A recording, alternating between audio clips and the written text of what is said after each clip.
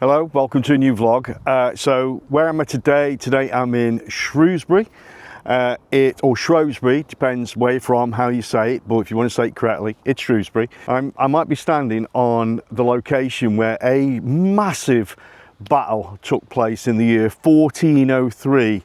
My American friends, just let that sink in. What I'm going to do today is I'm going to try and film an event. So you've seen me do a racetrack, you've seen me do a marathon, a half marathon, motorcyclist, so all these things that aren't to do with trees and hills and streams. And today is going to be about history and how we enjoy it, how we enjoy history. Now, you get this in other countries. I know in America they do some Civil War reenactments and that kind of thing. Well, I always just go back a little bit further. This was a battle between the current king of that time was Henry IV, and what would you call him? A gentleman who had a beef with Henry, also named Henry actually, but we're going to refer to him as Hotspur, Henry Hotspur Percy. Medieval England was about kings, barons, lords, and families. Okay, so when you watch Game of Thrones, that's very much reflecting how medieval England was at that time, and yes, as violent. I'm just taking, I've got a single bag of gear, and if I feel the need to, I can come back and get tripods and that kind of thing, but right now I would imagine most of this day is going to be handheld. So on the camera side of things, I've got my usual gear minus the stabilization, let's say. All right, that's enough chat, let's go. There's actually a falconry centre here. If I could get some photographs of hawks, eagles, etc., falcon, that would be gravy. I'd really like that. Here we have ye olde portaloos, a staple of any medieval battle.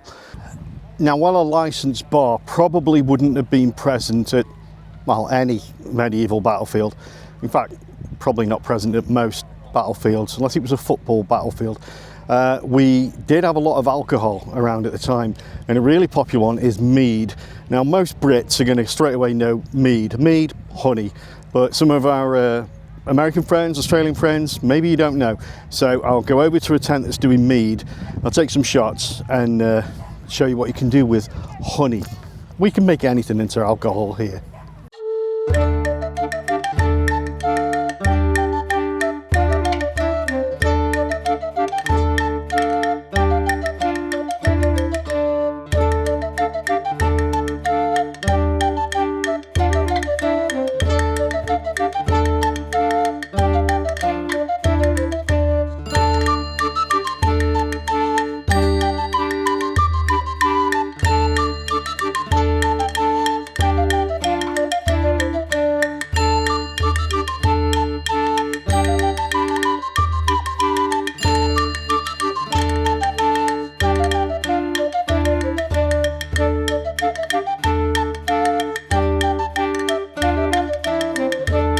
Trying to treat myself to a medieval beef burger, or maybe even a medieval cheeseburger.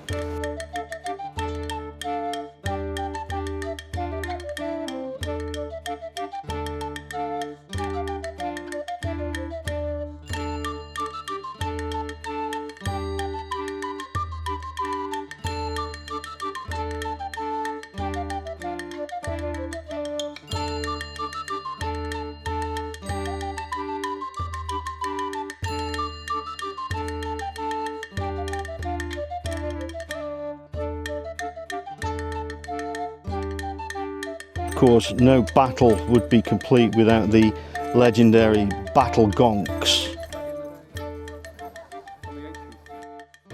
So I'm just walking through the event area, obviously not the battlefield itself, but this is where all the tents are lined up with people who perhaps going to be taking part. They want to show off their heraldic schemes, they want to show off their swords and shields, costumes. There's going to be a few vendors selling medieval items. Oddly enough, this wouldn't be too far from what the scene of a soon-to-be pitched battle would look like, because there would be lots of tents, probably not looking too dissimilar from these, scattered all around the area, because the troops are going to be sleeping there. A baggage cart's going to be set up. So when you walk into something like this, whilst it's sort of got the, what would you say, the air of a carnival or a fair of some sort, this is what it would be like. Just probably a bit dirtier and a bit smellier and a bit smokier as people worked at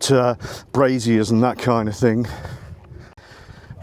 Now, you may or may not know, whenever I make my vlogs, I don't work from a script. There's no script. Everything I do is on the day. And I guess that shines through sometimes because I probably talk too much and I may repeat myself.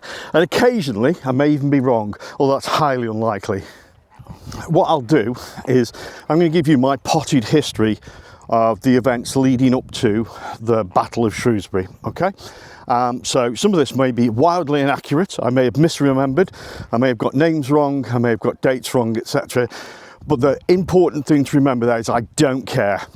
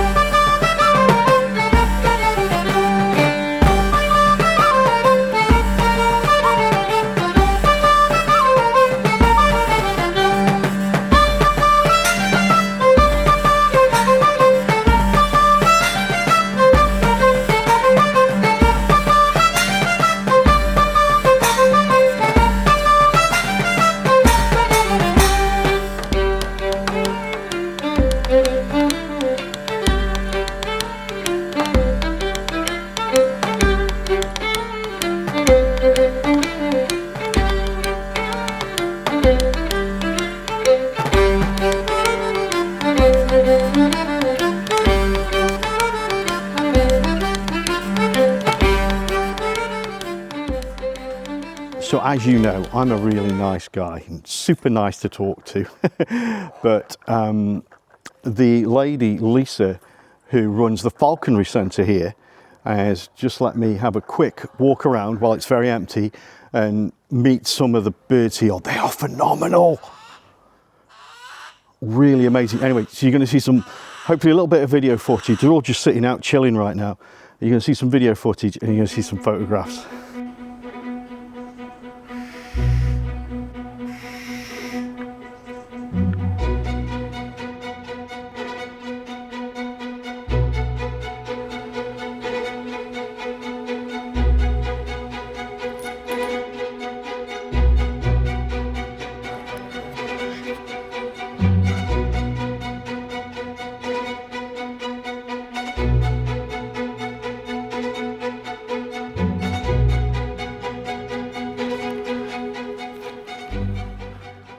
It's an absolute privilege to be allowed to take photographs with the trust of people who run these places. So it's much appreciated by me, and hopefully it gives you folks something to enjoy.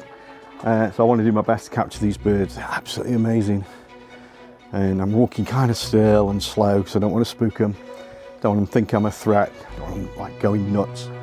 But I think if ever you get these opportunities, always be thankful.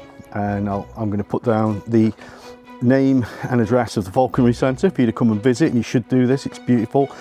These birds are magnificent, and the only way these places can survive is with folks coming along and appreciating it and supporting them. So I do hope you will.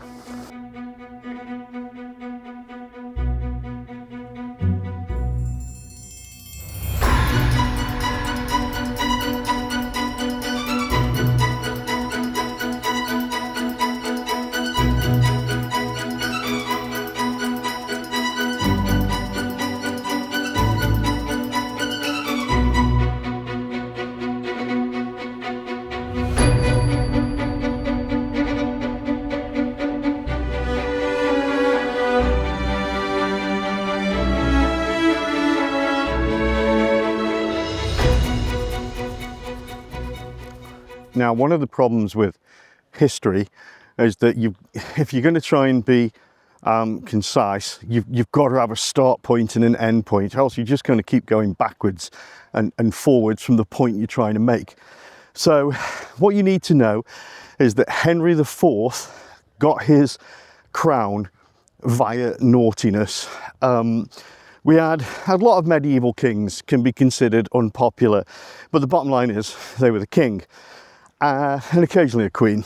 But Henry IV got his crown from a chap named Richard II, and Richard II, well, his reign was called the tyranny. So that gives you an idea of what kind of man Richard II was. Essentially greedy, and he needed coin to fund his wars. But the Percy family, who had supported Henry IV in usurping Richard II, and just so you know, Henry basically locked up Richard II and starved him to death. I think putting a sword to a king was probably a bridge too far for him right then, which it wouldn't be in later years, but just letting him starve to death, well, technically, you know, it's not murder by the sword, didn't spill any blood. So we've got a king who is caught in the middle of quite fractious feelings. You've got the barons and lords who felt he did him a solid, and then you've got the guys who felt that if he could do that to a king, he could do that to them. And, you know, there's something to be said for that. Now, it just so happened that the Percy family were one of those that were done wrong by Henry IV. They were expecting certain payments, quite substantial payments. They were expecting certain lands, quite substantial lands. And there was also a bit of a hoo-ha over a family called the Mortimers, which I'm not going to get into because it's a whole other ball game. But what Henry IV decided to do with Mortimer didn't go down well with the Percys, and ultimately Henry, our Hotspur Percy, was exiled from Britain. And that was supposed to be, what would you call it, a temporary thing, perhaps a few years away, just to quieten the scene. But no, it became a permanent thing, and Henry started taking all of Percy's lands. Again, Hotspur, not a happy bunny. Now, because of the fractious atmosphere I mentioned, it was quite easy really for Henry, and we're going to call him Hotspur actually, for Hotspur to gather his troops, to gather lords and their associated men together to go up against Henry IV. Henry, meanwhile, was down in the south, and there's you probably need to know how these armies came together, but also which armies didn't come together. So let me segue into that. Now, I've got to be really brief on this, because what will happen is I want to start explaining all of the bits around each other bit, and we'll go on forever. So let me just say that Henry IV was in the south dealing with some bullshit, and he was actually heading north to deal with some other bullshit. And when he found out, he was alerted to the fact that Hotspur was forming an army, and Hotspur was in a town called Chester, making his way down basically towards Shrewsbury, although I don't know if that was his actual intent, can't remember. Meanwhile, Hotspur had an ally in the shape of a Welsh king, and I really want to cover the Welsh kings and lords because they're amazing stories that I just don't think are told well enough because they're not English, and yet they're absolutely amazing. But there's a guy named, I think it's Owen Gwyndawyn, and he should have joined, or he probably would have joined Hotspur had time been on his side. And for some reason, Hotspur, instead of just turning and buggering off when he was outnumbered, which I'll come to in a second, decided to stand and fight. Tactically kind of iffy. So if my memory serves me right, Henry IV's army consisted of about 15,000 troops. Important note, a lot of longbowmen. That's a big deal, and again we'll talk about that shortly. Hotspur, about 10,000, which is not a small amount of people, but the bottom line is outnumbered. So very, very important in any battle regardless, but certainly if you're the underdog in numbers, you're going to want a good position on the battlefield. So if you know where you're going to fight, get the best position. And Hotspur did that. You know, he wasn't new to this, and he definitely did everything right as far as that goes. So it was fated that these two armies would clash, but before that happened, Hotspur got news that Henry IV's army was on its way, which may not have panicked him, but it certainly would have given him pause for thought. And when they finally reached this area, the Shrewsbury area, negotiations would take place. Now this, again, not unusual. Sometimes two armies would meet for battle and it would just end with no blood spilled, because negotiations would be had, troths would be pledged, new allegiances formed, or at least they would keep it down.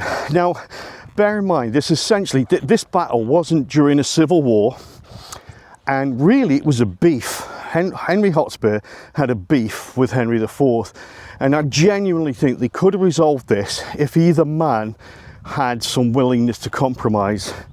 I don't know Henry IV's state of mind right then, of course, but he's got a lot of guys, no stranger to fighting. He's got principles that he's probably going to have to uphold. I mean, if one big family can sort of pressure him into giving money he genuinely owned, then perhaps other families could do the same. So maybe he had that at stake. For Hotspur, well, kind of the same. You know, he arguably, or at least his people, had a better claim to the throne than Henry IV. Which again, I'm not going to go into, but there was that. Okay, Henry IV, again, kind of shaky on the old who should be next in line thing.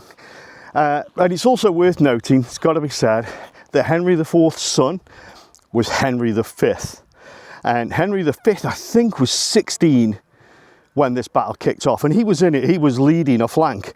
So again, the young 16-year-old Henry V, no stranger to fighting to the death. I mean, these kids back then, oh wow, I'd love to see them up against the Gen Zs. So we've got these two quite vast armies ready to fight. Hotspur has the high ground, and any Jedi is going to tell you that that's super duper important. And the day has progressed. It's getting quite late. It's a summer's day. It's hot and sticky apparently. Beautiful weather, good day for a fight. But the evening is encroaching, and if there is going to be a fight, it's got to happen before it gets dark. And I'm not 100% sure who fires first. I can't remember, but I've got a suspicion it's Henry IV. I think the king tells his archers, raises his hand, drops his hand for the archers to unleash, and they do. So let me come back to those longbows. Now, if the English had a weapon of mass destruction during the medieval period, it was the longbow. And the guys who operated these longbows were really, really good at it. You got paid quite well to come along to an army and supply your bow. You would bring your own longbow, and I think, I'm not 100% sure, just a little factoid that may be true, may not be true, but I think a lot of the arrows that were fired in the Battle of Agincourt with Henry V may have been made at an abbey near to where I live. But there you go, nothing left of it now, some bricks, a series of low-lying walls. The longbow took a lot of strength and a really good eye to be A, just fired, and B, to be fired accurately. But when it was, oh my, it would just go straight through pretty much anything. Perhaps not plate armour, but only the elites were going to be wearing plate armour. The rest would be in chainmail and cloth. You're not going to stop an arrow from a longbow in chainmail and cloth. It's going to go straight through you. And the difference here, what was different for a battle with the Brits, or the English, let's say, was that both sides had them. And this was the first battle in which both sides were firing longbows at each other. And it's estimated that you can, a good longbowman can fire 12 shots a minute. And that would essentially create a rain of arrows, and it could literally darken the sky with the volume coming from both sides. Just imagine that. This is another cool thing that Henry Hotspur did. The battlefield ahead of them was actually crops, and the crops were peas. And what he did, he had his guys working industriously to tie together the tops of pairs of stalks of peas. And I've just walked across a field that's just basically waste, just laid to fallow, and I almost twisted my ankle twice just walking across a field. Imagine trying to run, and you would definitely want to run across a vast field that's lumpy as hell and has things that will trip you, like beanstalks tied together or pea stalks. Just incredible. How hard must that have been? It staggers me. So as the arrows come flying over, you've got to get your infantry guys running as fast as they can, basically towards each other. The high ground guys might hold back, do as much damage as possible on the approach, but ultimately they're going to have to come down and meet you. They will have the advantage of the high ground, of course, so they'll be coming down with force. And then those two armies, thousands of men, are going to smash into each other. Well, I'll leave it to your imagination what happens next. It's all about to kick off. Unfortunately, the really tough bit of this comes now. I've got to try and find somewhere where I can shoot into the battle. Now, unfortunately, there's a lot of people sitting down at the front, so I can shoot over their heads. But there's a lot of geezers standing up at the front, and it's just going to be tricky. So I'm just going to have to try and move as best I can without irritating people. The air attack warning sounds like. This is the sound.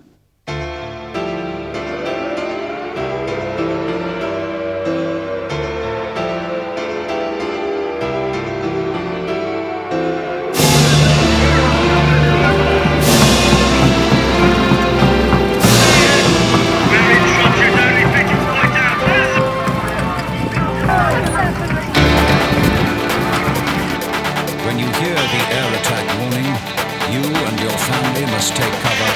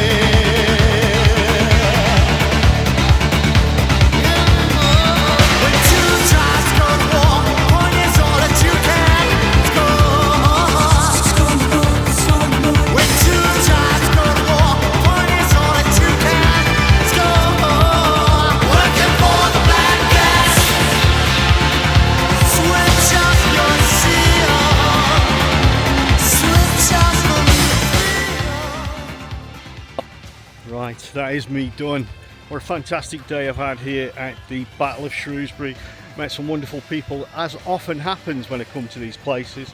Had some great chats, learned a little bit about the history of the battle that I wasn't already aware of, which is good, because I always kind of think I'm pretty good with history. So I learned some new little tidbits about the battle and about the lead up to it, which is even more interesting. But anyway, I hope you've enjoyed this video, or about to enjoy the stills and the video footage that I've done.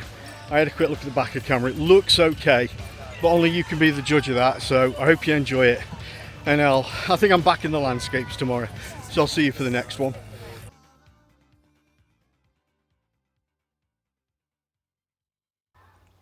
Just a little aside from the battle. This is Battlefield Church, and it's estimated that around 1,600 men died in the battle. I mean, God knows how many wounded and disabled, or perhaps, you know, died shortly after. But 1,600 men, and it's said there was a mass grave here on the site of the church. and that was so they could do a sort of permanent, I guess, penance or a mass. Remember, it was a very Catholic time in the UK, so they would hold mass here for the fallen.